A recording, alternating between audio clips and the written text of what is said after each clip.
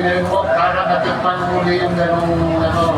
Ang sinasabi ng Department of Agriculture na 39 pesos sa kada kilo ng bigas, mabibili lang sa ilang Kaldiwa stores at accredited na retailer ng NFA. Magkano binibili yung bigas sa kilo? Ano, 55. Wala yung 40 pa ba? Ay, wala po eh.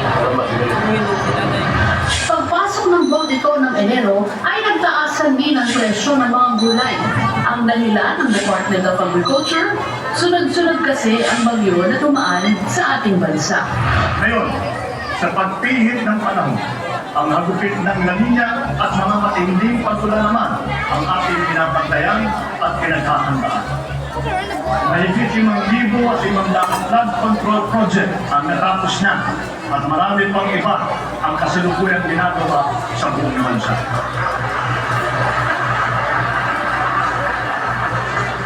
Isa na rito ay ang Flood Risk Management Project sa Cagayan de Oro River na magbibigay ng pangmatagalang proteksyon sa mahigit 6 na hektarya ng lupa at 6,000 nating mga kababayan. Isa pa ay ang proyekto sa Pampanga Bay na magsisilbing karagdagang lunas sa mga pagbabago. Nang dumating ang sunod-sunod na bagyo, ang 5,500 flood control projects ng pamahalaan ang hinahanap ng mga naapektuhan ng mga pagbaha. Inanod na rin ba ang mga iyon ng bahang dala ng malalakas bagyo na nagpahirap sa malaking bahagi ng Bicol Region, Visayas at sa Mindanao? Inamin ng Pangulo na hindi sapat ang flood control projects ng gobyerno. Epekto na raw kasi ng pagbabago sa klima o climate change ang matitinding kalamidad na tumatama hindi lang sa Pilipinas kundi sa buong mundo. Nahirapan po kami talaga sa nagbubuha. Kasi lahat po, ilikas namin yung gamit namin. Pumatok na po ang tulay. Sumabog na po ang tubig. Marami ko anak madam. Wala po. Pero nagbuti sila. Nakatakbo sila lahat. Hindi natin ang hindi ko siya nakuha. Kasi nangipit pala ko na yung paa niya. Sabi ko kung siya na luto lang talaga siya. Kasi nangipit yung paa niya eh.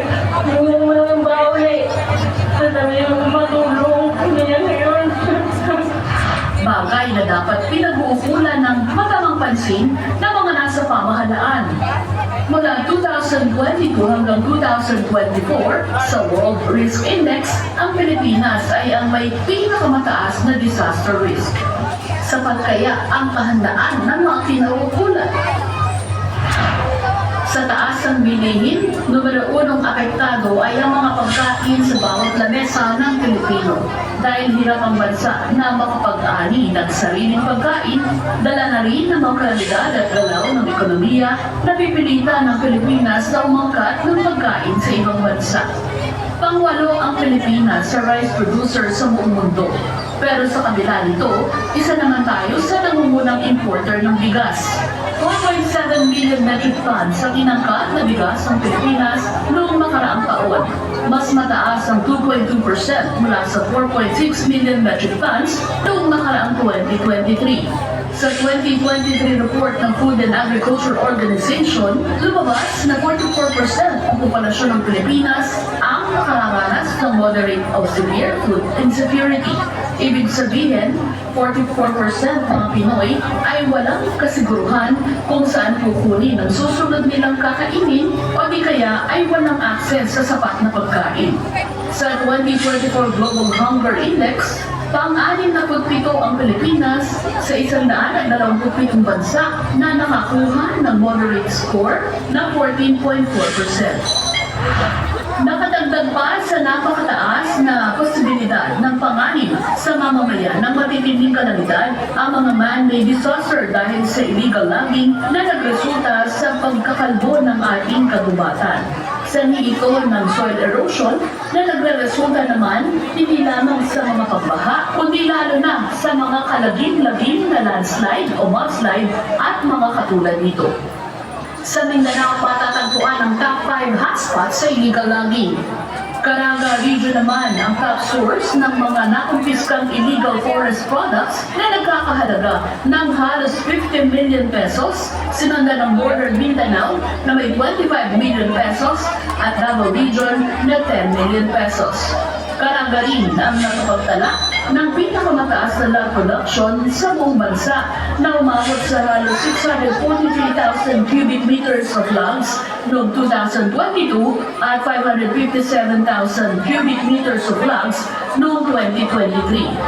Ang 643,000 cubic meters ng logs ay maaari nang makagawa ng 32 milyong school chairs. Pero bakit alamakang illegal logging at iba pang illegal na aktibidad sa iba't ibang ahensya ng pamahalaan? Ang sagot, ang hindi matigil-tigil na korupsyon. Sa 2023 Corruption Perceptions Index ng Transparency International, nasa pang-115 ng Least Corrupt Nation sa kabuuang 180 countries ang Pilipinas. Ang katumbas, pang-65 sa Most Corrupt. Kabilang sa itinuturing na uri ng katiwalian sa national government ang overpricing, unrestricted appropriated fund at bribery. Nagre-resulta rin ang mga nawawalang pondo ng gobyerno dahil sa korupsyon sa nagiging deficit sa budget ng pamahalaan na magagamit sana para sa paglutas ng maraming suliraning nagpapahirap sa taong bayan. Malaking problema rin ng bansa ang unemployment. Noong Nobyembre 2024, higit sa 1.5 milyong Pilipino ang walang trabaho. Bagamat bumaba ang bilang na ito, marami pa rin ang mga kababayan nating underemployed.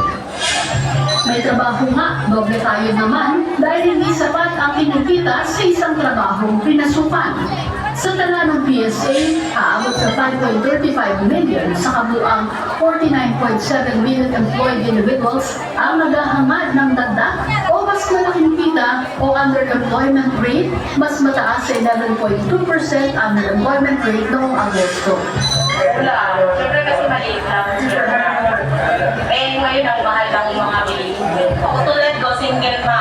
Isa lang ang anak mo, tapos nagre-rent.